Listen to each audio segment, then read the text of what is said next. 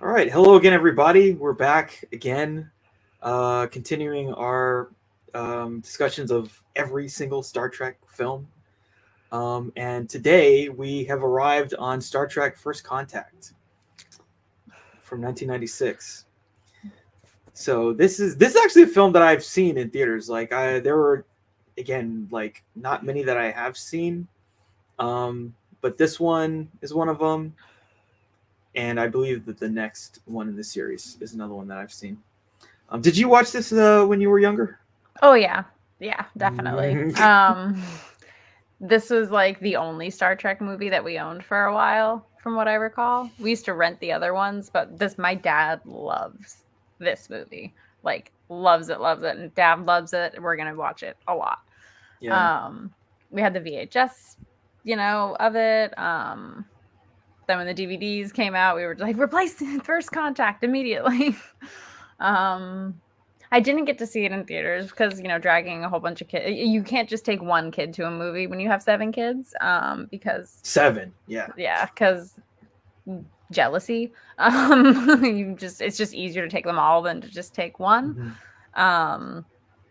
We saw Star Wars Phantom Menace in theaters, but that was kind of a big deal for my dad's era because that one of my parents' first dates was going to see Star Wars A New Hope. So that was kind of a big deal for them. But I loved this movie. Phantom Menace was a big deal for everyone. It was I remember seeing that. That was like an experience. I remember like when the credits finally, after it says, a long time ago in a galaxy far, far away. And then all of a sudden, like, da-da! Like the music comes up, like that famous John Williams score comes up, and then like the Star Wars credits start rolling, and literally everyone in the theater stood up and started screaming. Yeah. Like I was like scared at first because I was like, "Oh my god, what's happening?" My dad was just like, "No, scream!" And I was like, I remember at my theater someone did a Wookiee call. Oh my god, that was crazy. Yeah, that's crazy. I don't remember if anybody was wearing costumes. I think people had lightsabers. I feel like you couldn't bring a lightsaber in a theater now. I don't know. No, I mean I remember when Joker came out, people were like doing face paint and they were getting banned from theaters. Yeah, so I doubt maybe not. But yeah, we went and where was I going with this? I've totally forgotten. But back to Star Trek, sorry. I got totally sidetracked. Basically, you were saying you couldn't watch Star Trek because it would only be you, but you guys all watched Star Wars. And granted, I was also 6. I probably would have fallen asleep. It's a long movie for a 6-year-old to go and see. Let's face it. At least by Star Wars, I was like 9 or 10, so it was gonna hold my attention. But yeah, Star Trek First Contact has been a staple in my movie watching experiences. I compare a lot of sci-fi to Star Trek First Contact because I think it's just a perfect sci-fi movie. While also being, in my opinion, and people can disagree with me, probably the best Star Trek movie in the entire franchise, in my opinion. Yeah, I think this is probably my favorite. This and Wrath of Khan. But yeah, this film was like really, really great. It's really great. And it's very Star Trek too. It is very Star Trek because like Generations is just like, it's okay. It's not great. It's not terrible. It gives some fan service, which I like. But at the same time, it's not great. First Contact is great. It's just, and everyone has a purpose. Everyone has their part to play. And the Borg is like such a great villain, right? The Borg is a very, very great villain. They're terrifying. It's like Skynet, there's no winning. Yeah. There's no winning. They come and you just got to hope you can blow a hole in them. You just got to hope. Yeah. Because in the future of Star Trek past this point, like the Borg are still around, right? Like right now in like shows or in this timeline of First Contact. Yeah, so let's I guess so let's say 100 years after this event, or this time, the time when First Contact happens, not in the past but in the present. Are the Borg still around? Yeah, they're limping along. Okay. They're limping along. They've been brought down to size a bit. Yes. They are not as far as like the show start. And if anyone's watching who does not want Star Trek Picard spoilers, Mm-hmm. here's your warning. They're virtually just limping along at this point. Like the technology for the Federation has caught up to them, and they can't assimilate as much anymore, so they can't be as powerful. Because if they assimilate all the new technology, then they have, the upper hand. But people are just like, yeah, we're not as intimidated by you anymore because now we figured out how to beat you. Well, that's positive for the Federation, for sure. Because like the Borg, especially like when we start this film, right? Like the Borg are like. Oh, this movie is showing you the Borg at its height. Like this is for the Borg. This is like the golden age. Like this is their height of their power, for sure. Like if we read a textbook about the history, it'd be like, and then the Borg flew their cube almost to Earth. Yeah, they got pretty close. They got really freaking close. Like there's only a few times when like you see a fleet of ships trying to stop one foe, and it's generally the Borg. Like you have a whole fleet. Like that's pretty intense. And the fleet was like, well, we'll get into it, but like it was not like it wasn't like they were destroying the Borg. No, they were getting their asses handed to them. They were getting their asses handed to them. Yeah. Because like with like just one single Borg drone who adapts to you shooting them with a phaser or, fighting hand to hand, a cube is also going to adapt because you have millions of Borg who all have their place and are all doing their thing. So that one cube is also going to adapt to whatever it is you're trying to throw at them. The Borg are scary. The Borg is scary, man. And you don't want to fuck with the Borg. Yeah. All right, cool. So yeah, let's talk about the plot of this film. So the film starts, and this is a great shot. This opening shot is really cool because we see Picard in some Borg hive mind kind of place, like basically where they assimilate people or something like that, I'm guessing. Yeah, it's just another cube. Yeah, a cube. And then we see like how big this cube is and how all these people are being like assimilated. And then we see him kind of be assimilated, and he's like, I'm the cutest of Borg, resistance is futile. And like we see the laser on his eye, like they replace your eye with a like mechanical eye and all this other stuff. Ugh. And it's we see like a drill, right? We see like them about to drill into his eye. Yeah, because like the Borg literally break you down. Like they literally take parts of you away. So think about after Picard is rescued in, the TV show, they have to physically put him back together again. Like this is a person who's literally had literal physical parts of him, not just his humanity, like literally ripped out of him. Yeah. Like it's dark. The Borg are dark. It's sick. The Borg are really dark. Yeah. We actually get into some of them. Like later we see Data like kind of the opposite. Like I wonder if there's a word for like putting flesh on a thing. If there is a word for that, I'm sure there is, but if there is a word for that, that's what they did to him in this movie. So anyway, we get these really cool shots, and then we figure out, okay, Picard's having a nightmare. He's kind of having a nightmare within a nightmare because then he comes out of that nightmare again. And it's like, okay, so he's back to. So here's another question. So when did this movie take place in terms of like where the show happened? Was the show still on air? Or no, I don't think so. I don't think they started making the movies until after the show ended. So after the show ended, you'd have Generations, probably a couple of years later. I could be totally wrong, but I don't think they happened while the show was going on, especially since the costumes were so vastly different. The costumes will date a show for sure. Cool. So we've already within the show resolved the Borg saga of what happened with Picard. Yes. And this is just sort of like the end of that storyline, the Borg storyline. Yeah, for the most part, you had some stuff, I think, in either season 6 or 7 where they rescued a Borg drone named Hugh. He was cut off completely from the hive because he was dying. So basically, they were like, he's useless now. The Borg are very pragmatic like that. If it's a dying drone, there's no point in keeping him connected to the hive. Crusher decides that, her first duty is to save life. So when they find him, she's like, no, I'm not going to let him die. Like he looks like a kid. Like he literally looks like a 17-year-old. And of course, she's a mom, so her motherly instincts also kick in a little bit. So her and Geordi like bring him back to the ship, and Picard is like, "No, get rid of him. I don't want this Borg on my ship because they're going to come and find him." Long story short, they're going to put a virus into this Borg, send it back to the cube, and then hopefully destroy the Borg that way. But then the Borg calls himself Hugh. So he is no longer a drone. He is becoming a person. Yeah, an individual. And yes, exactly, an individual. And it shakes Picard. He's like, what? And Hugh eventually comes back, and there's a whole bunch of drones who are just like, no, we don't want to be part of the Borg anymore, or something like that. So that's kind of where, as far as Next Gen, kind of leaves the Borg, is that there are some individuals who want freedom from the Hive. So as far as like TNG's storyline with the Borg ends, I believe like that's the most significant point of like where they're heading next. Cool. Got it. Interesting. There's a lot there. I'm sorry. No, that's good. That's good because that kind of explains it, because it's like it's left off in a way.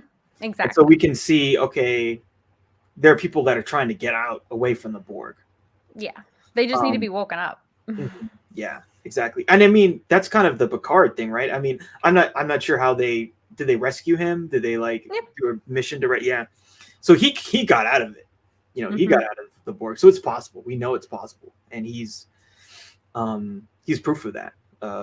But you know, and again in this film we find out that he has some feelings about the Borg, about his experience with the Borg. Rightfully so. Yeah. But maybe, you know, maybe it gave him an advantage. Who knows? It could. Also, like the nightmare sequence, like the nightmare within a nightmare. I think it's just like Jonathan Frakes' way of showing how deep his PTSD goes, is that even when he thinks he's awake and safe, he might not be. Like he can't really know if one of those little nanite things that they put in his body, did they get all of them? It's just gonna come out or something. Is it just gonna come out again? So I think it's just a really wonderful way of showing like, no, this is a deeply, you know, disturbed individual. Like he has some issues that he is hopefully going to seek therapy for at the end of this movie. Yeah. I like to think he does. Yeah, I would hope so. You just have a nice long vacation, ride some horses or something, drink some wine. Go to Ryza, the pleasure planet. Ryza sounds great. Yeah. So the Borg have begun an invasion of the Federation. So this is it, boys. Yeah, they hit the fuck it buck and they're like, you know what? We can do this. Just send one cube. That's all you need. Yeah. They figure and they say they're going straight for Earth. And so it's like, whoa. Well, I mean, it's the hub of the Federation, bro. Like, hit them where it hurts. Yeah, and so they're coming and they're trying to fight them off. But the Enterprise is told, we need you to patrol the neutral zone. Don't join the fight. Just patrol the neutral zone in case the Romulans attack or take advantage of the situation. Which is perfectly legitimate. They could. Yeah. But they're not happy about it. They're just like, boo, bitch. Like, I don't like this. Yeah. Everyone's hella mad. They're just like, no, we, like, what? This is our fight. Like, we got to fight the Borg. Yeah. We need to be there. Also, we got this new badass ship. Oh my God. There's like a shot of this ship coming out of the nebula or something like that. And I'm just like, ugh. It's so, this is my favorite Enterprise design personally. I love it. Oh, it's so pretty. I like to, so after Picard like takes his orders, he's like listening to some Russian opera or something. It's so really good. Oh, yeah. I love that, like the table's shaking. He's just like immersed in this shit. I'm like, that's my babe. This film is really well directed too, actually. Oh, I love it. Like Jonathan. Just like he's amazing. Because he's a fan and he knows it. He lived and breathed it for 7 years. And if anyone was gonna make like the perfect Star Trek movie, move over J.J. Abrams. Jonathan Frakes has you beat by a lot. By a lot. Also, he was like Beyond Belief guy, wasn't he? Or is it something else? He was one of those shows. I loved it. Yeah. I'm not sure, but it sounds about right. I mean, he's a big television guy, right? Oh, yeah. Yeah, he's done it all, and I love him. Continue, I'm sorry. No, it's all good. It's all good. This is good commentary. So the Federation doesn't want Picard involved because I guess they think that he's compromised, or they think... I I don't know, but that's the kind of interesting. Like maybe do they think he's a sleeper agent? Do they think he's gonna go crazy? Do they think? I wonder what they thought. I think they just think that he won't be able to make. Maybe they're worried that he's gonna put his crew at risk trying to defeat them. Like, you're not gonna be able to pull back a little bit. You need to be a little bit more. Not unbiased, but you gotta be. You fucked up, bro. Maybe you should just sit this one out. He's certainly not a neutral party in this conflict at all, right? Like he's not. He's pissed off, obviously, and I mean that makes sense. But yeah, I mean to me, there's either you think he's a sleeper agent, you think he's gonna go crazy, or you think he's gonna go Ahab. And so maybe they go on the Ahab part. Definitely the Ahab one. Yeah. So. Anyway, so they're all kind of discussing it, and then they listen to the sound of the conflict, and it's not going well. It's not going well at all. I'm getting chills literally just thinking about it because I love that moment when they're all just like listening to it. They're just listening, and it's like, oh, and fucking Picard broadcasts it. Like I think I don't know if it might be the whole ship, but he's like broadcasting it so everybody can hear it, and he's just like, yeah. I'm not cool with this. Set a course for Earth, maximum warp.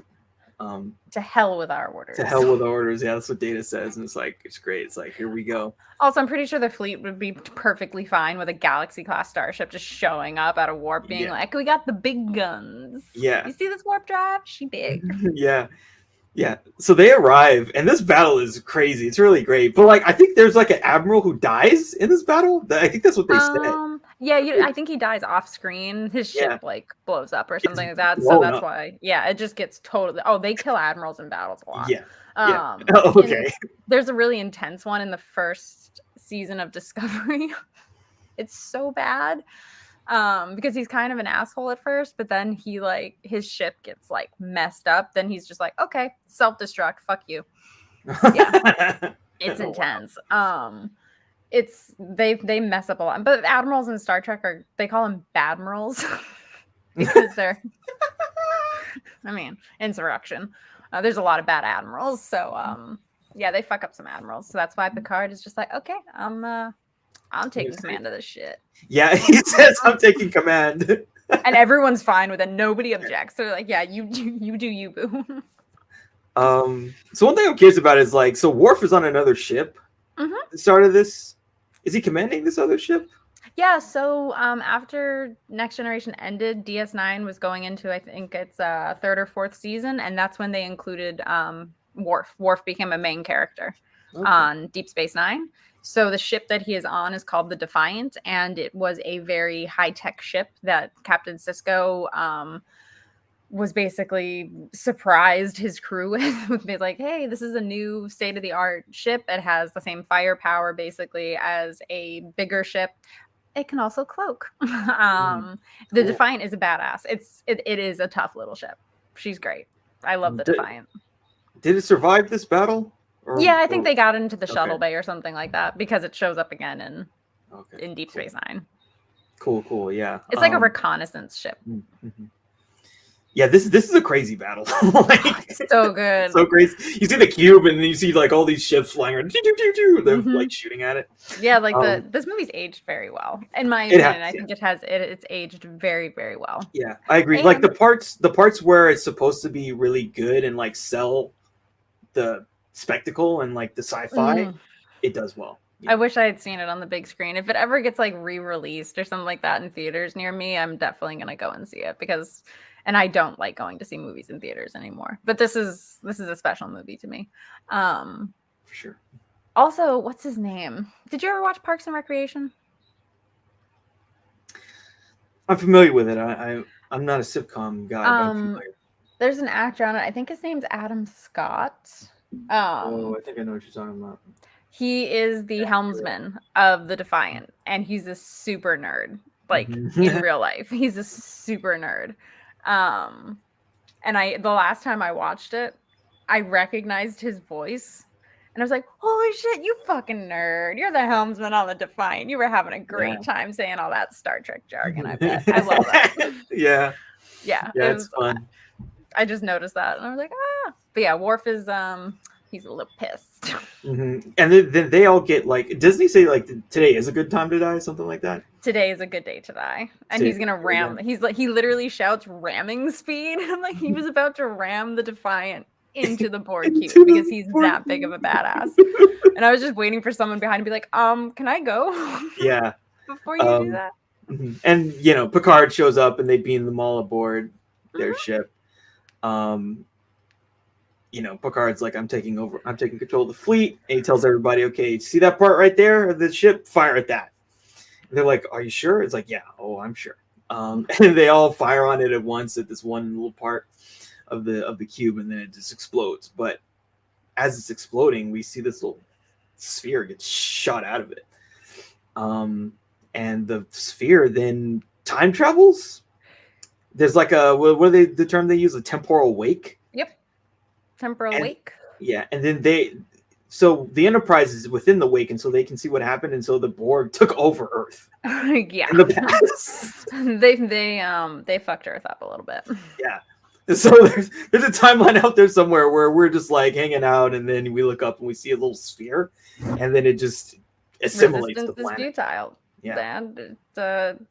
And this is not the first foray the Borg have taken as far as time travel goes. They're actually very efficient at time travel. Why they didn't do it really sooner, scary. I don't know. There's some holes. You know, with a franchise this big, there's going to be some holes. Yeah. Voyager went into a whole thing with the Borg. Like they were basically a recurring guest. Mm-hmm.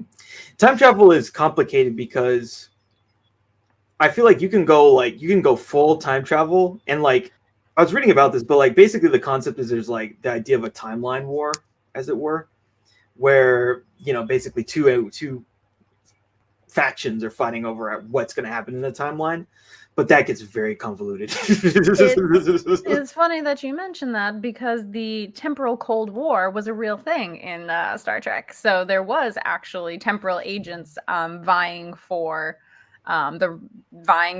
changing the past, the present, and the future. So that's why time travel is illegal in the Federation. Yeah. And there are actual agents who consistently fight against it still in the franchise, as it were. Interesting. Yeah. I mean, time travel gets but Star Trek loves their time travel. So. Oh yeah, they do. Yeah. And people get annoyed with it after a while because like, oh, it's just like an easy route to take. I'm like, it's also just fun. Like, don't you people know what fun is? Yeah, as long as it's done well, no one's gonna complain. You know, Terminator, it's great. You know, this movie, great. Back to the Future, great. Oh yeah. Yeah, and then there's some others not so great, but hey, we're watching the good ones, so can't complain. Exactly. So then they go through the wake. They go through the temporal wake as well, and then they arrive. I felt this funny. It was like, said, "Oh, we've arrived 10 years after the Third World War." And in my mind, I was like, "Oh, so they arrived in 2032."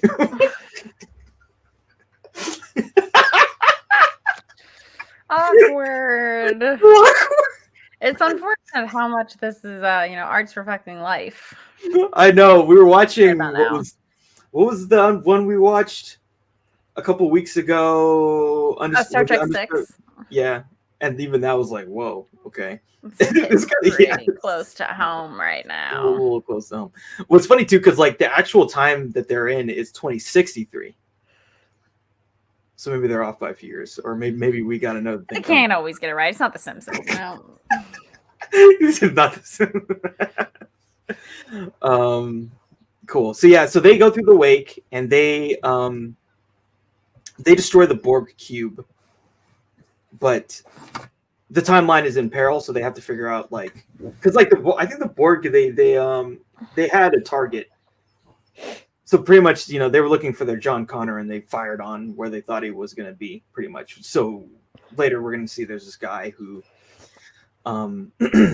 makes first contact with the Vulcan, and so they tried to kill him before their thing got blown up, because he's going to do this flight that's going to become very important in human history.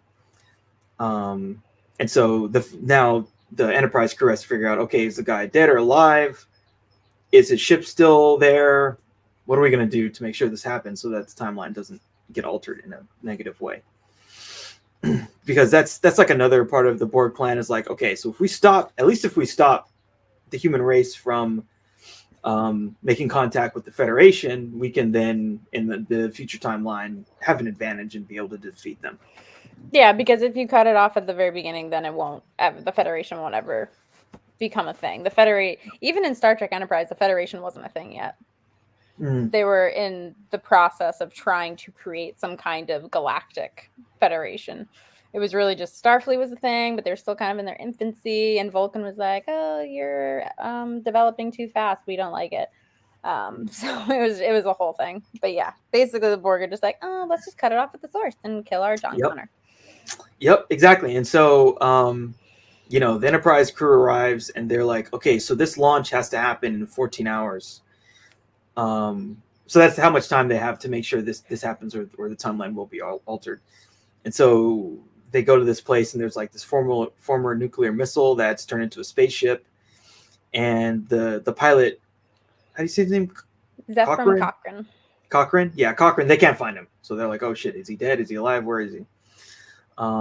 So they're searching for him, and they're also trying to make sure that the spaceship wasn't too damaged, so they can actually achieve this mission. Mm-hmm. Oh yeah, I love the moment when Data and Picard are like staring at it, because Picard's like, "Oh, I've only ever seen it in a museum," and I'm just like, "Oh, that's how I feel when I go to the Air and Space Museum." Like that's exactly how I feel when I go there, and I'm looking at all of this, like these tin cans that literal people were put in like these cramped little spaces, and I get chills. Like that's exactly how I feel when I'm standing in front of something like that. It's amazing. It's a wonderful, humbling feeling. Yeah, when I went to, what's interesting too is just like the technology and some of this stuff. They had one of I forget what it was at the Kennedy Space Center, but it was one of the older ones, and they had this massive ring, and inside of that ring was a computer that was like the equivalent of our cell phone, but it was massive. Wow, that's crazy. So funny. Yeah, it was so funny. I was like, oh wow, but it's crazy that like people went to space with that technology. Literally, yeah. Like they this ancient stuff, and they did all this stuff in their own head, all the math needed to not crash into a crater on the moon. Literally doing long division or like trigonometry or whatever other omity, like just doing. Oh yeah, I'm just gonna do it on my head. I got a pencil. Yeah, I have a pencil. I have a pencil. Yeah, I have a pencil, and I have some of these things where I can like, make a guess. Like it's crazy. And Zephram Cochrane is like the equivalent of one of these guys. Although what we find out about him is like really fun. It's great. So aboard the Enterprise, the Borg have begun to assimilate the ship. Because they snuck on. And that's really funny. They're crafty little sons of bitches. Yeah, and so they're like, "Oh shit, what are we gonna do?" One of my favorite, like it's so creepy. It's the Paul is dead scene when she's just like, "Paul, where are you?" Yeah, he crawls into one of the Jeffries too. It's creepy. It's a ugh. And you just hear the drilling, and they're like, ugh. Real bad time being facing off with the Borg. Worst time to be an engineer, honestly. You were a goner on this one. Oh yeah. So then they have to assemble a team to fight back, but they're coming up with a plan basically. So then we see Diana Troy at a bar, and she's a little would you say tipsy? Yeah, she's a little tipsy. She's having real alcohol. She's getting a little depressed a little bit. Yeah. And she's like, "Well, I found this guy, Zephram Cochrane, and he's nuts." Yeah, he's pretty shit-faced. Yeah, he's shit-faced, and he's trying to play the jukebox. And he's not exactly what they were expecting. No, they thought that he was gonna be like Albert Einstein or something, or some kind of like, super intelligent, sciencey guy. And he's just a drunk dude. He's just a guy. He's just a regular guy. He doesn't think about the future, except for how it's going to maybe hopefully benefit him in that way. Here's the thing though. So like at this point in this Earth's history, there was a eugenics war, right? Yeah, there was a eugenics war in the 90s. Yeah. So there was a eugenics war, and then things got really bad after that. basically, right? Yeah, there's even a point in time when in DS9 when Captain Sisko and Julian Bashir, who's a doctor, I forget what the circumstances are, but they end up going back in time to like 1999 or something, and it's literally just poverty everywhere. Rich people stay inside their like apartments and their penthouses and stuff like that, and literally it's just I don't remember what city they were in, but it was literally just a tent city. It was just poverty everywhere. And unbeknownst to Captain Sisko, he became this martyr who was murdered by what they would call in that timeline the police, and instituted great change towards like the poor and stuff like that. So Earth is not great at all. It's a pretty depressing place to be in the past of Star Trek, and even now probably. Yeah, it doesn't look like it looks very like adjacent to a Mad Max scenario. Pretty dystopian in a lot of ways, especially when you go the DS9 route. Very dystopian. Yeah, it's not as bad as Mad Max, but it's pretty bad. Yeah, there's still a government. There's still, it's basically become a caste system. But there are people who are willing to change. There's always that hope. There always has to be someone within at the top tier who wants to help. That's the point of Star Trek. And in Mad Max, no one wants to help anyone. They just want to eat you or steal your shit or force you to fight someone. You know what I mean? Like there's no one. No, everyone is it's every man against himself. But in Star Trek, there's always that one hope that someone at the top does see what is going on and that it is wrong. Yeah. So this guy who's supposed to be one of the most important scientific minds of the 21st century is a drunkard. Pretty much. So that's where we're at. Yeah, but also look at the time he lives in. There was just a third world war. There's probably poverty wherever they're living. It's like a commune. Everyone's probably dirty. Like Lily, his co-pilot, is most likely the brains of the operation. Yeah. So then we see the team on the Enterprise confront the Borg, and we get some fun like Borg drone fighting action. So they shoot some of them, but then they what's the term for it? They like adapt. Yeah, they adapt.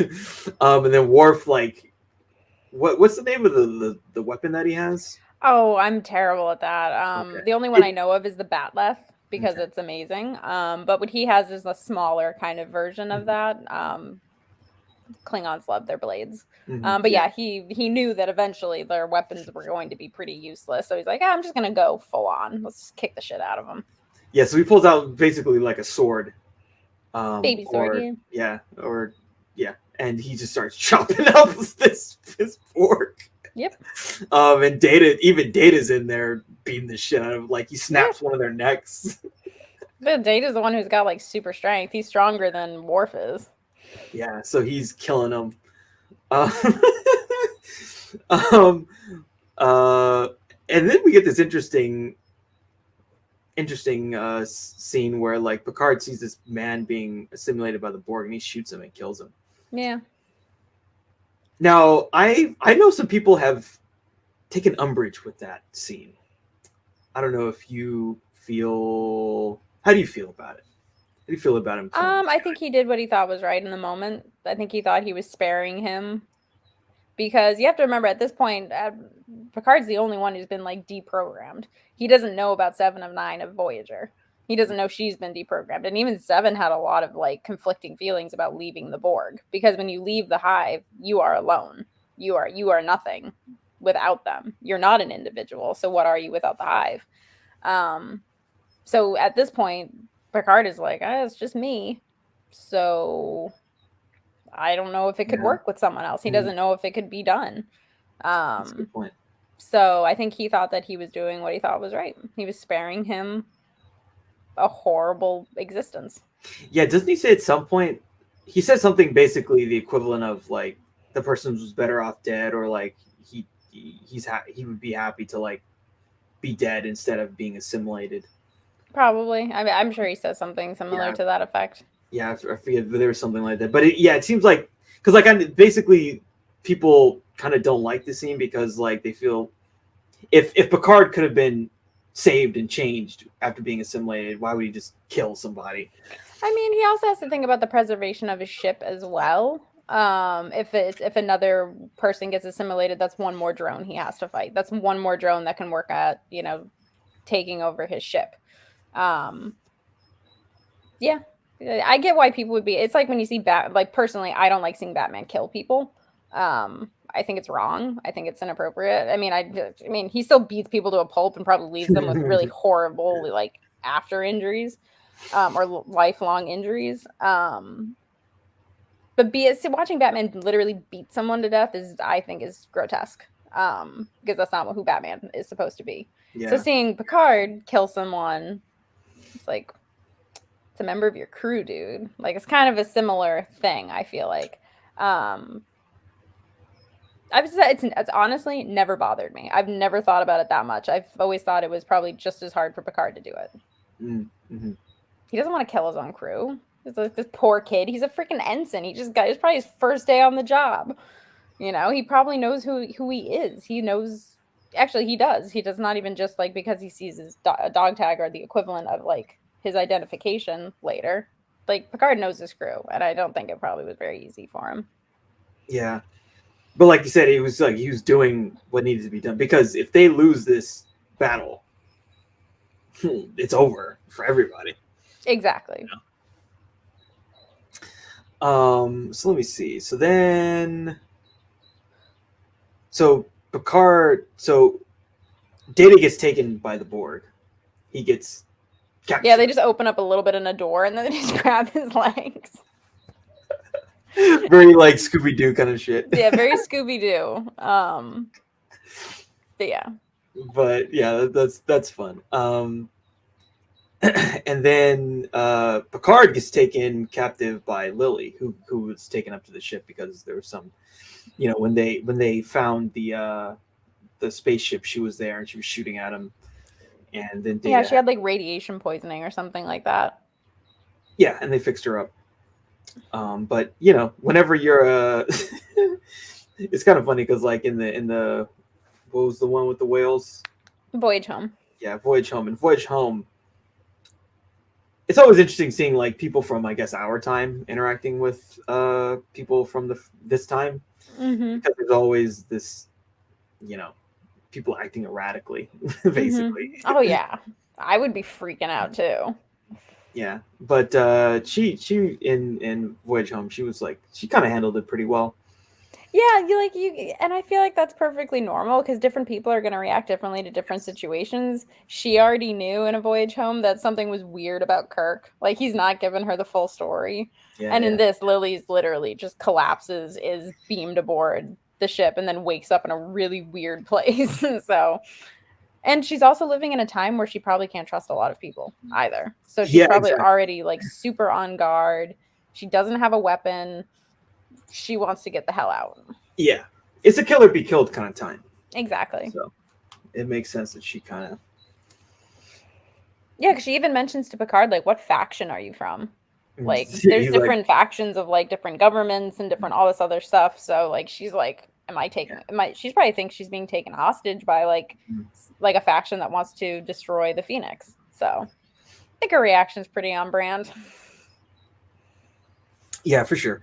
And so she takes Picard like kind of captive or hostage. She's like, you know, get me out of here. And so the two of them are like kind of weaving their way through these compartments in the ship to get to somewhere else. So then Data meets the Borg Queen. The Borg Queen. So the Borg Queen is a very interesting character. Like the Borg Queen is fucking awesome. Like, you know, there's really no two ways about it. And Alice, I forget how you say her last name. Krieg? Yeah, something like that. Yeah. She plays the Borg Queen, and she's fantastic. Mm-hmm. Absolutely amazing. She's a great actress. I've seen her just like randomly in a lot of stuff. I'm like, wow, like she's really good. She's always really good. Oh yeah. And she's great in this. Now, the Borg Queen it's an interesting character. I think it's really well done. It does kind of make you think of these questions, like if it's a collective, and they even bring this up in the film, if it's a collective, and it's basically everyone is a drone, like that's kind of the idea. Everyone's assimilated to be on the same level. Like, why do they need a queen? But the character's cool, so who really cares? Who really cares? She's a hot Borg. So who cares? Yeah, who cares? Cool. It's hella cool. The design of her is just so cool. And at this point, I'm not sure. I think this Borg queen came before the other Borg queen that we see in Voyager. I'm fairly certain I am right with that. This is like, she's like the, what's the word I'm looking for? She's like the mold for every other Borg queen that there's been. She's like, I made this girl. And she's the goat. She is the goat. So there have been more Borg queens, right? Yes, there have been more Borg queens. They are not all the same, but you could make the argument that they are as one. They are all the same. And was there a Borg queen in Picard, the TV show? Yeah. Okay. Anyway, I'll just leave that. So let me see what happens. So they have like this. I think this is the scene where they have this discussion. Like basically the Borg are trying to turn Data. Yeah, Data also has all of the encryption codes to get full access to the ship. So that's another reason why they need him. So Data's like, you're not really into me, babe. I'm not stupid. And poor Data, honestly, Data is used a lot by women. And it's kind of sad. I think there's probably been one female character, and she was in one episode, and she was on some planet somewhere, who genuinely liked Data for who he was. Every other female love interest he has ever had has used him in some way. And it's really sad, in my opinion. He's never really gotten the chance to be like, can't you just like me for me? It is kind of sad. Yeah, so this is another example of she's not actually into him. Yeah, she's the Borg queen, she's not. She's manipulative. She's evil. I mean, she's hot, you know. I mean, she's great. Yeah, she's awesome, and like I'm sure I would not want to spend time with her. But she's very persuasive. She figures out what you want, what you need, what will make you feel complete.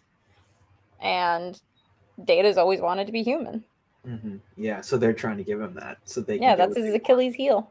So what was the thing that they want to take over the Enterprise? I know later on there's something with like some kind of a beacon. Like, are they trying to? I think they're trying to contact the rest of the Borg in that timeline. Yeah, and they're trying to say, "Hey, come here and help us destroy the planet." Yeah, because they just don't know where Earth is at this point. They might not, because Q was the one who introduced the Borg to humanity. Okay. So they're in deep space probably at this point and don't really have an interest, or it's just not on their radar. So yeah. I mean, it would make sense that, because we basically know for sure that the Borg are not, like, they don't interact with humans until later in the normal timeline. And so if the Borg, the future Borg, tell the current Borg, "Hey, come here, destroy this," and we win, makes sense as a plan. So exactly. They're gonna try to manipulate Data to do that. So then, back on Earth, they're trying to convince Zephyr Cochrane to, do the thing, basically. He's just like, what thing? Yeah. And so it's like, "Hey, we need you to do this flight." And he's like, "Oh, well, it's not gonna work out now, blah, blah, blah." And so then they show him like the Enterprise like flying up in space. He's like, "What?" And they tell him some stuff about, what he's going to do, how important it is, and things like that. And, it kind of freaks him out a little bit. He's just like, no, I am not the guy you were looking for. Yeah. But he does get convinced to do the flight. Yeah, after he freaks out a little bit, he runs away at one point, and I love Riker's reaction. Like, yeah, we don't have time for this. He just stuns him. He's like, I don't care who this guy is. I don't care whose hero he is. Yeah. We need to drag his ass back. And then he falls face first in some water and mud. Yeah, it's great. Zefram Cochrane's an interesting character because this is not the first time we have seen him. Oh, okay, cool. Yeah. So, in the Picard and Lily storyline, so the two of them, they get to some, I forget exactly where it is in the ship, but they, Picard basically shows her like, hey, you're in a spaceship, you're in space. I'm from the future. Like, I'm actually from the future. Like, no bullshit. Yeah. I'm not trying to front babe, but I'm like kind of a big deal. I have many leather-bound books. I'm kind of a big deal. I'm like from the future. I'm kind of a big deal, and like we're really like doing a big important thing. So and we're kind of short on time. Give me the phaser. Yeah. Just give me the phaser. Yeah, but also like I'll let you fly like shotgun with me. Yeah, like it's really cool. Well, I love it. I love how her demeanor totally changes when she realizes she's so out of her element. Like she already thought she was kidnapped, but now she's in space. Yeah. And she just the whole time she's kind of just like clinging on to like his like shirt cuff or something like that. And he's just like totally fine with it. He's like, yeah, it's okay. Like, come on. You're out of your element. I know how trippy this must be. But she's just kind of like behind him the whole time. It's really cute. Well, they like have great chemistry. When he opens up that panel, she's like, she thinks that it's just space, and then he like kind of shows, oh, there's like a barrier. Yeah, there's a force field. There's a force field barrier, and she's like, what? Yep. So they're all like blown away by what's going on. And when he tells her that they don't use money, he's like, you don't get paid? That's always a fun. Yeah. Like, oh, we need to better ourselves. Yeah, we work to better ourselves. I always like that because again, like shades of Voyage Home, where there's similar kind of discussions. I mean, but it's kind of like the joke is on the crew in that scenario because they're out and they're like they have to exist in 80s San Francisco and they're like, well, I got some money. Is this a lot of money? Is $100 a lot of money? In the 80s, yeah. Exactly. But no, it's always interesting how they're gonna take certain things, especially money because money makes the world go round. But if you have replicators that can replicate anything, prosthetics, food, diapers, gasoline, well, we wouldn't be using gasoline, but it's just an example. Like if you have a self-replicator, like you don't need money. It's just all there. You poop and it turns it into an apple. That's what it is. That's what the replicators do. Very cool. Yeah. And so then people want for nothing and they just kind of better themselves. And then the only thing left is to better yourself, to better humanity, to better like technology, and to work together in a cohesive federation. Yeah. Sounds great. A wonderful time, a world that we all want to be in. Yeah, and maybe it's not a utopia, but you want for pretty much nothing. So yeah.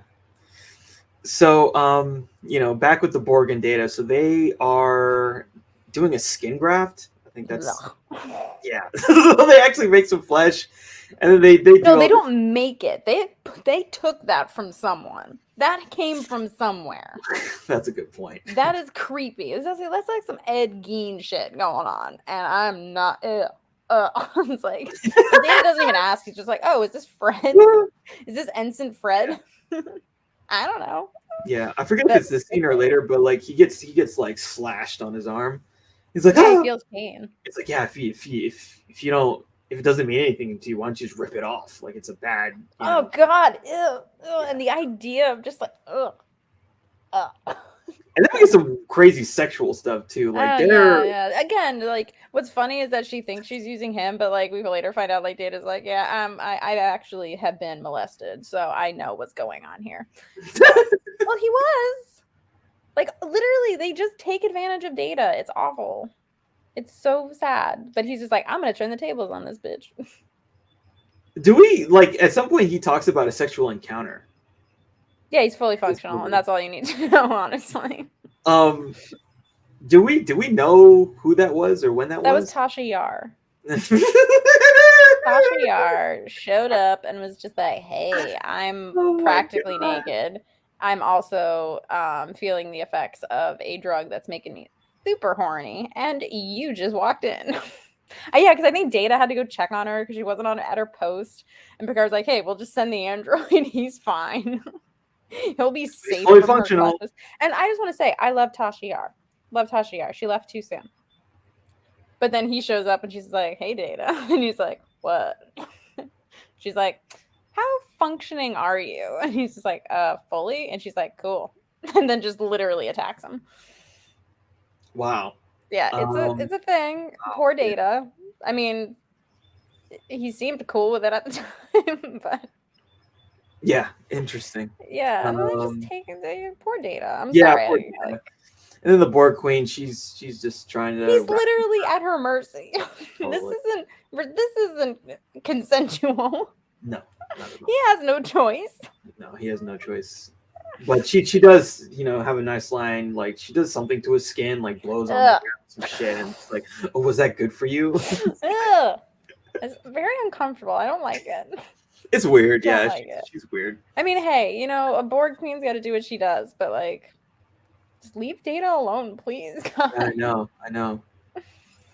So meanwhile, there's a interlude on the holodeck where we get this like noir gangster kind of yeah, so thing. This is Picard is like a fan of like this detective thing, and he is made, and this is like what he does on his free time. He goes and solves mysteries. Okay. Yeah, there's actually an episode I think called The Big Goodbye in season 1 or 2 where like they get trapped in the holodeck in like this 1950s noir thing, and him and Data and Crusher have to like figure out the mystery or some shit. That's cool. Mm-hmm. And then at some point he pulls out a Tommy gun, and he Tommy guns a he Tommy guns like a drone.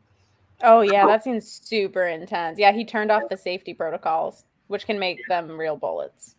Yeah, so they get Tommy guns, so they didn't adapt to that, so they got killed. Maybe that was the point, and then I forget, but they're heading somewhere. He needs some kind of processing unit within a Borg to figure some other like sciencey shit out. But and Lily is not rips it out of their stomach. Yeah, he literally rips it out of them, like after brutally murdering them. Which, hey, again, it's kill or be killed, but he showed literally no mercy. And then he like takes it and he places it on top of his on his tricorder, yeah. But Lily's pretty shook by this because she notices that the uniform underneath all of the components is a Starfleet uniform. Yeah. And she's just like, Picard, it's one of your uniforms. Like, what the fuck, dude? Mm-hmm. And he's like, yeah. I think this is where he says like, yeah, he's better off dead. Yeah. Believe me. I think that's basically what he said. Yeah, he even does something really cold where he's like, I need to get to the bridge. And he just leaves. And she's just like, this doesn't sound great, actually.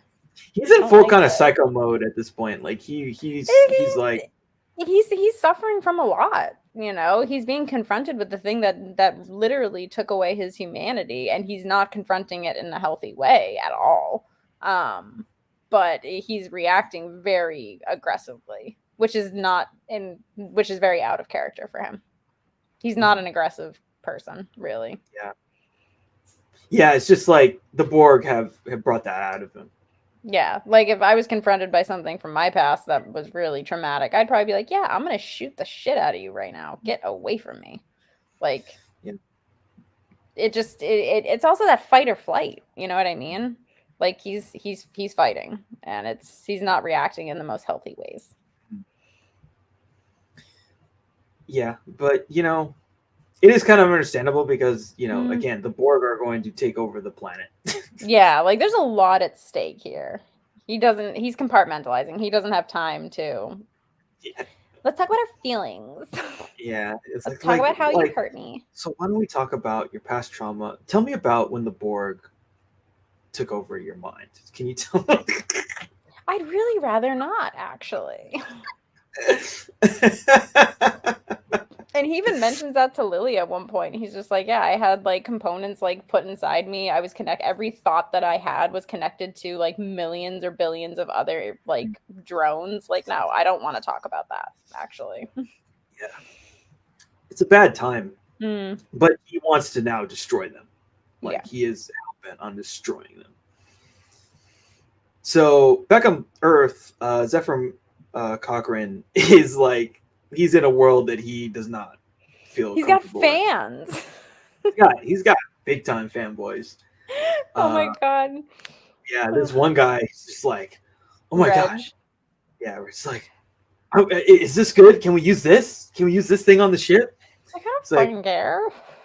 He's like, what? Like, sure. He's like, can I shake your hand? Oh my god. Reg is such a fanboy. Like, it's really funny too, because like what's his name? Jordy is like, oh, is this a schematic for your like ship? Like I kind of had to get it from my school book. I'm kind of fuzzy on it. Is this right? And he's like, you learned this in school? But he also like he doesn't actually like he doesn't know what the schematic is. No, he took an old freaking nuclear rocket and strapped and then took away like whatever can make it lethal and turned it into a ship. Like he had other people helping him, and that mostly got killed during the Borg attack. So he's just like, I'm just a pilot. Yeah, I'm just a pilot. I'm just the guy who flies the ship. I don't know anything. And then of course Jordy tells him about the statue. Yeah. There's a statue of him, like, oh, you're standing right there, and you're pointing this way. You're reaching towards the future. I gotta take a leak. Like that's his response. Yeah, he's like, I'm out. I'm gone. Goodbye. Yeah, he wants out. They see him, and he's drinking all the time too. He's drinking all the. He's got a flask, and he's drinking. So he drinks a little bit. He goes away. He's like, yeah, and they're like, I'm going to take a leak. Like what? No, there's no leak. Do like, people in the 24th century ever pee? Yeah. Which is a huge running joke that there are no toilets, which there are. Yeah. So, again, they find him out in the woods. They corner him. They're like, yeah, you're going to have to do this thing. And he throws a hissy fit. And then, like you said, Riker stuns him. He's like, dude, you're going to do this whether you like it or not. But anyway, so now the Borg are creating this sort of beacon on the Enterprise, on the ship, so they can call the other Borg, their homies, to come and blow up the Earth, basically. And so the Enterprise crew, they get a team together. It's Picard, Worf, and this other dude. What's his name? Hawk, Lieutenant Hawk.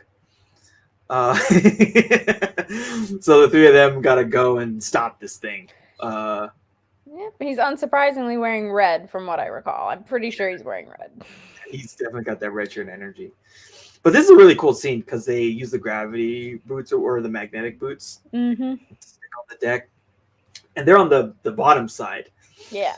I remember this, so like when they go out, like Picard makes this comment. He's like, because like Worf is like, whoa, dude, this is like, I don't know if I can handle this. He's like, okay, just don't look at the stars, just look at the deck, so you're not like overwhelmed. And so the Borg are doing their thing. And so the Borg don't even need to breathe air. Like, no, I guess not. The Borg are insane. Like the Borg are absolutely insane. Like, anyway, maybe they can hold their breath for a really long time. I don't know.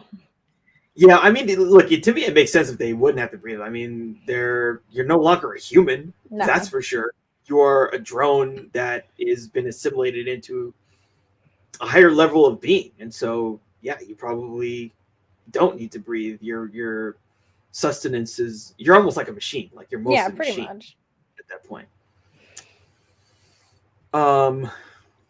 So they have to I guess they were creating the beacon on this part of the ship that's detachable.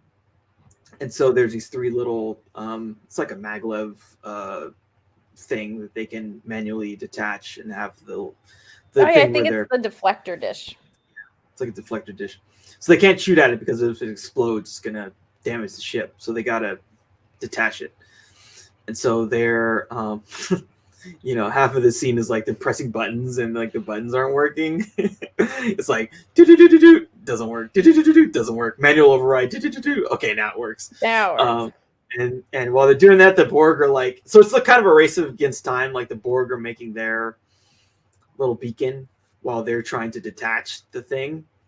Yeah, and the Borg won't attack until they consider him a threat. So that's why they can kind of move around them, just like try not to be noticed. Try not to let them know what we're doing.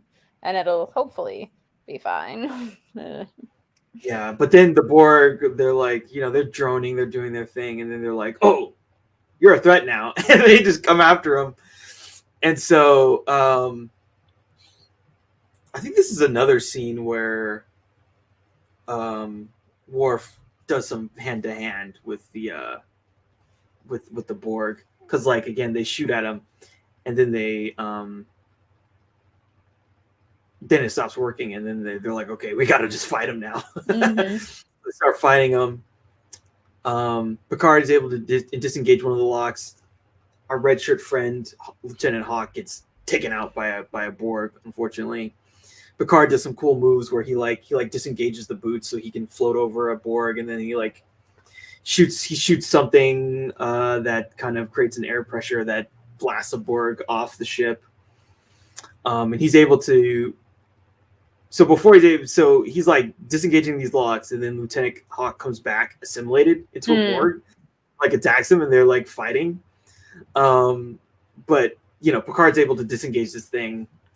The maglev detaches. They all float into space, and then Worf is like, assimilate this. And he blows them up.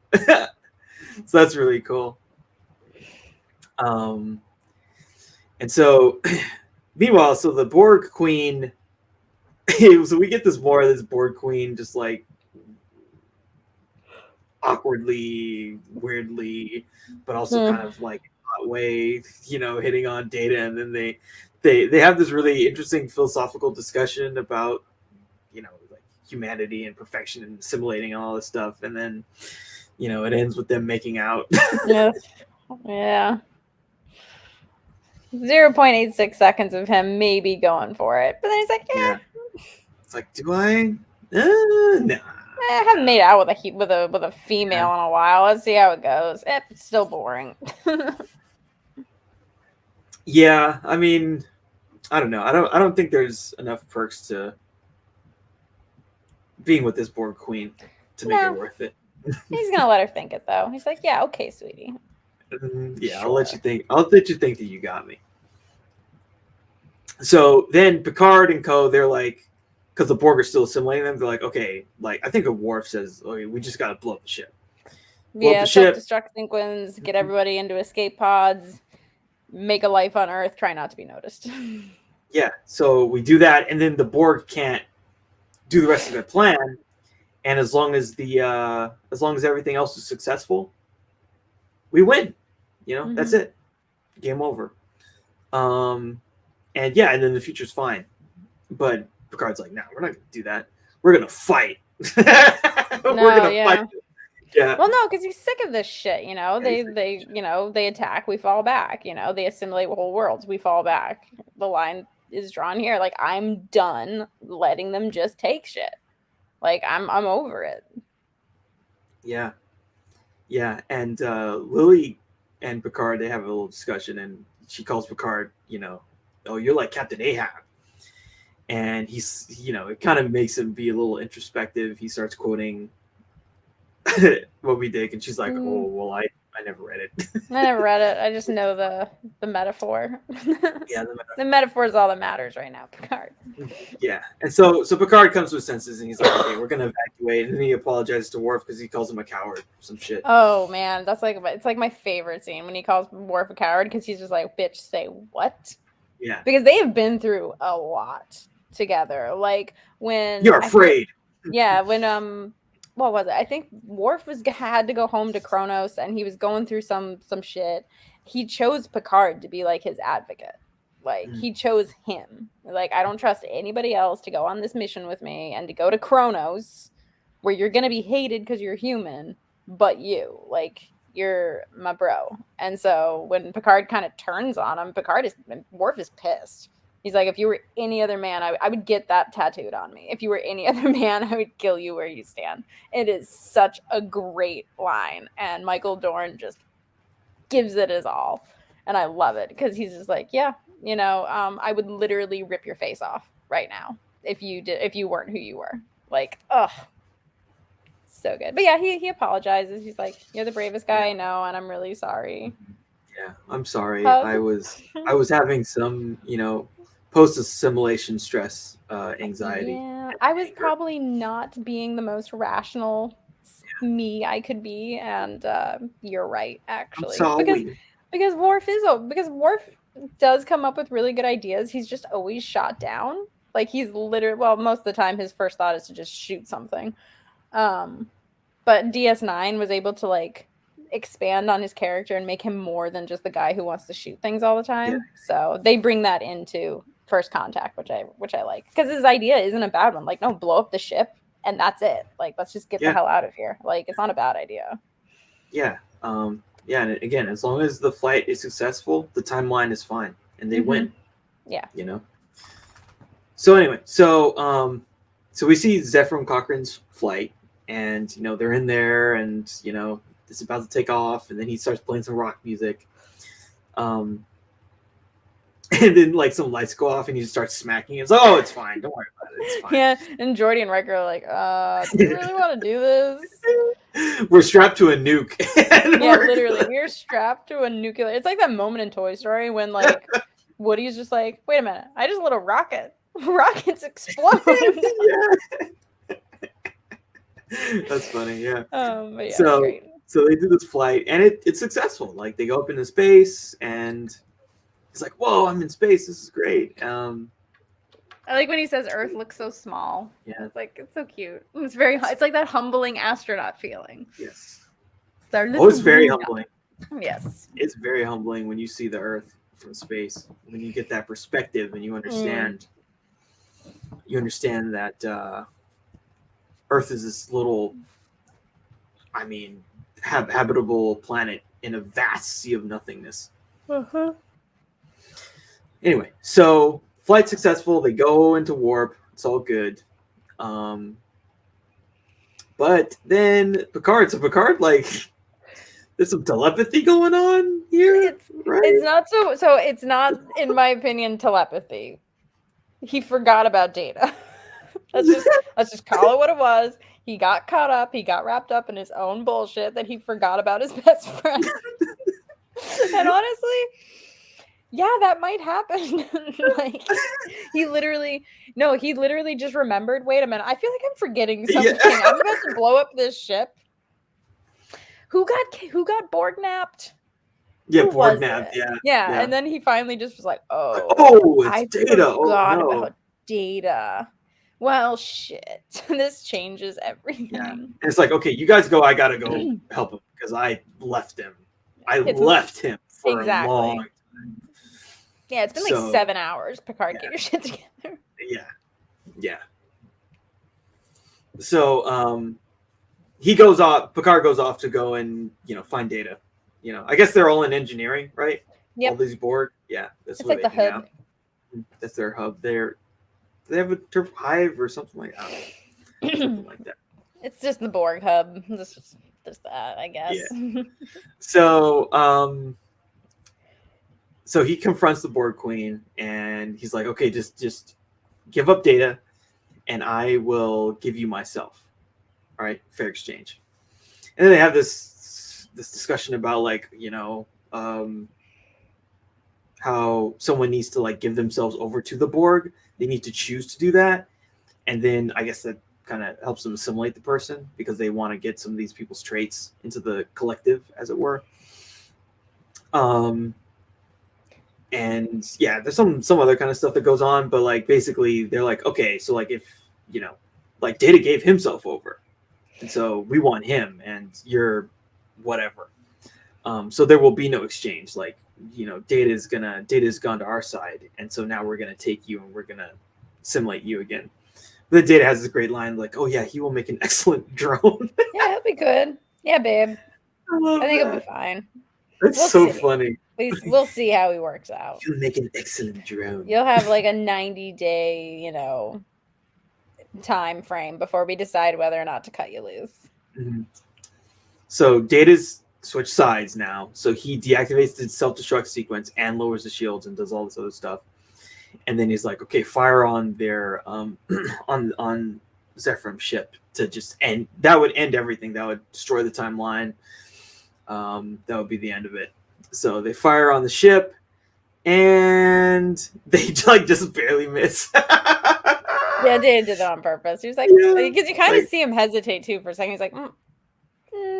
Yeah. No.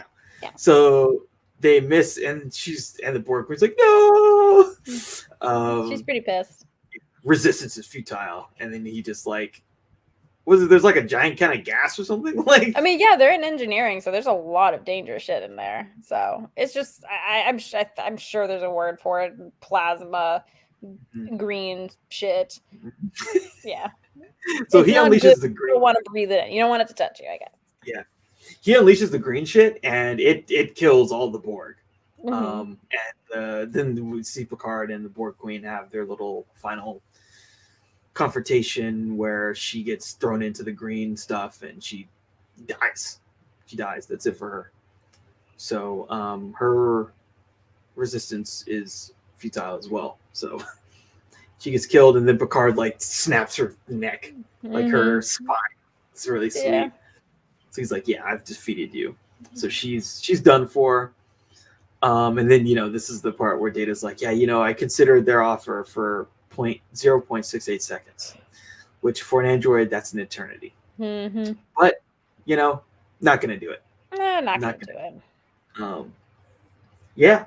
And so, basically the film ends where we see, they've had the successful expedition, and the Vulcan arrive in their ships. Mm-hmm. And they come to Earth. I was wondering if we were going to, no, he's probably not old enough. Any of like Spock's dad or anyone related to him? Yeah. No, not yet. Not at this point. Yeah, it's too early. But we see the Vulcan, and they hang out with these humans who are, I don't know, pretty primitive in comparison. Yeah, but they're not as primitive anymore. Once the species has gotten to warp drive, they're like, the Vulcans have a modicum of respect for them, because that's it's kind of a big deal, because the Vulcans are all about science and logic, and if little humans can figure it out, they're like, okay, you guys are on our level. Yeah, cool. And then I think basically the end is like the Enterprise crew, they go back to their time, and they've successfully saved the universe, basically.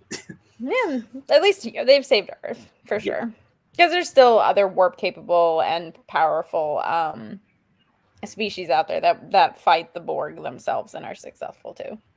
It's just easier when they're all together and working. Yeah, friends. Yeah, exactly. So I mean, that's the film. It's excellent. It's really great. I really, really like this. This is probably one of my favorites.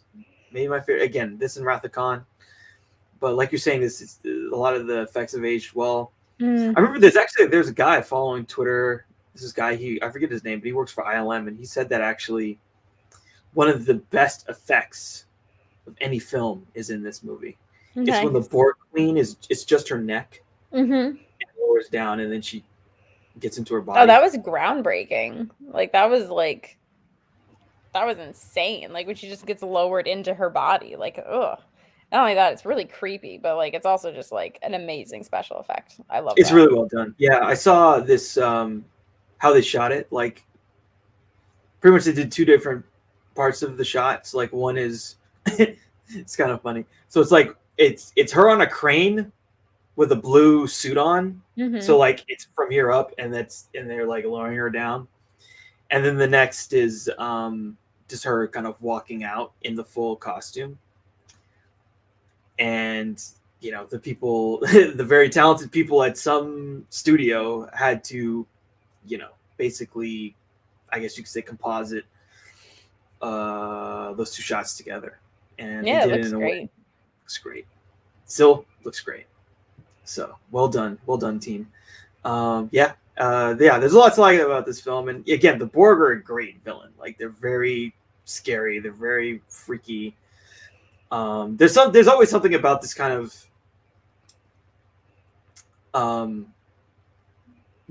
like the mindless, like the thing that takes away your individuality. Because like for us, that's kind of scary because we feel like, whoa, what if I lost all sense of myself? Yeah. All sense of purpose. Like your only purpose is to just keep taking more. Is just ugh.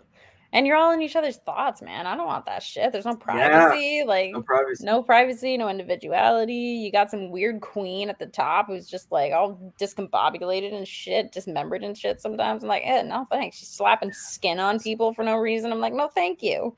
No thank you, miss. No thank you. Yeah, totally. Yeah. So yeah, any parting thoughts on this film? Oh, it's a great Star Trek film. It's a great sci-fi film. It deals with, humanity. It has some deeper message and, speak to a professional about your mental health. That's always really important. Yes.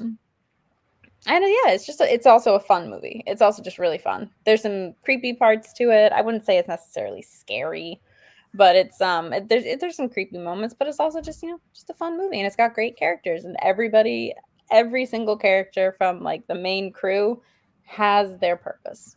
They all have a job to do. No one's wasted, except maybe Crusher, but it's hard to get her to do stuff.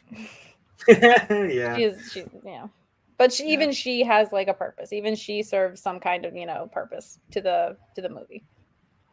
Cool. Well, yeah. So I think that wraps it up for this review. Really exciting. We're like almost done with the prime timeline. Yeah, the prime timeline films, and then we're gonna hop on another timeline. Do some timeline hopping over here. Oh man.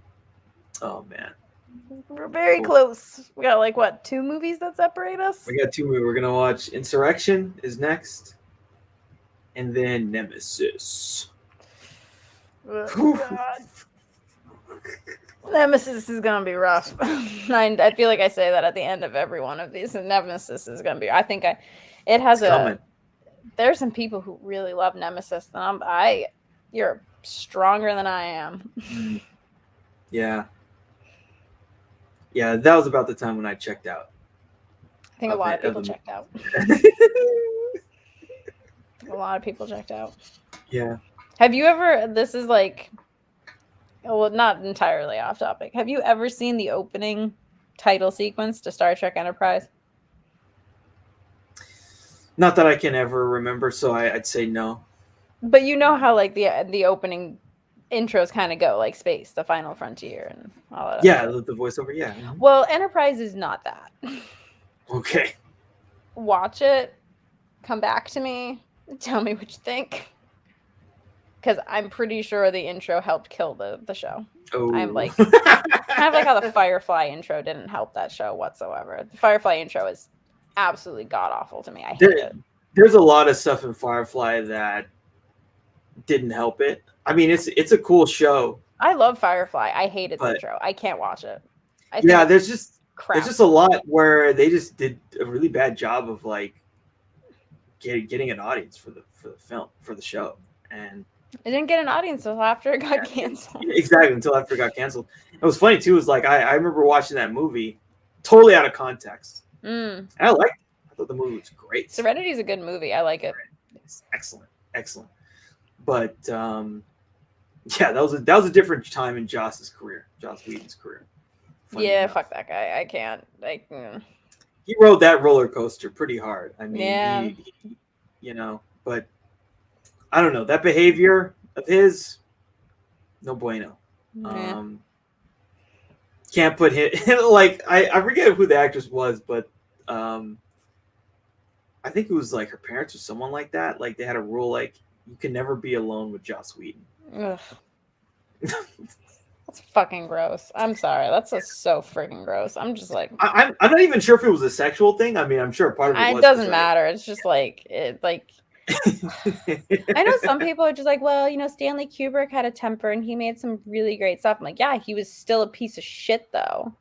Orson Welles was a piece of shit. It's just unnecessary. You don't need to like abuse people to like get good and it's art. just like I don't like Marilyn Monroe got blamed because the Misfits was running over budget when John Huston was gambling and was spending all of the money. And they blamed her. Because they're not going to blame the director. No, John Huston, what? What? He's won an Oscar. Like we'll just lock Marilyn up for 24 hours or an extended period of time. And they literally locked her up in a hospital and blamed her for the production running over a budget when he was just gambling. And I was just like, directors can be artistic and they can be visionaries and groundbreaking. One of my favorite moments, I know I was just shitting on him, but like there's a documentary, I forget what it's called, but it's about Orson Welles. And he's at like this lecture. He's like old and he's let himself go. He's just like, he doesn't care anymore. He has like the body of work at this point to just not give a shit. Mm-hmm. Yeah. And it's being filmed. And at one point, he's talking and he just he keeps glancing over at the cameraman. He just keeps glancing over him. And then finally he stops and he's like, I'm sorry. He looks at the cameraman. He says, I'm sorry. If you just move a little bit over to the left, you will have an amazing shot. And he's directing a cameraman who's just filming this college lecture, whatever it was. And everyone starts laughing. And he's like, I'm sorry. I don't mean to be that guy.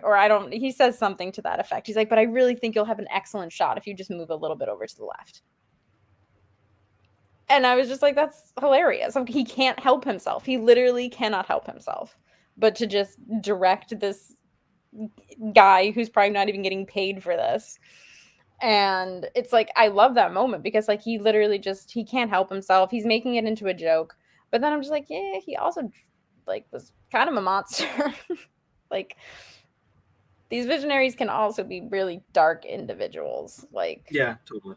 And Joss Whedon is right up there with them. It's behavior that should not be tolerated. I don't care how talented you are, or how much world building you do, and how much you just want to get your vision onto a screen. It's not worth being dehumanizing people. Like, then go do something else where you can scream at people all day. Yeah. I mean, I get. There's a lot I could say about the Whedon issue. But I'll just leave it there. All right, cool. Well, so yeah, next up is Insurrection. This is actually another one that I've seen. I saw that in theaters when it came out. This is probably the movie I've seen the least. I've seen it probably twice. Yeah. Yeah. A lot of these, like, I feel like First Contact is like, Generations. It's Picard and Kirk, so there's some stuff there to like. This film is amazing. The other two, there's a lot to be desired, I think.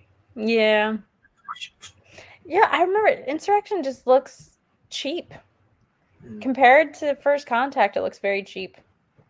Mm-hmm. Yeah. Well, we're gonna go to the cheap one next time.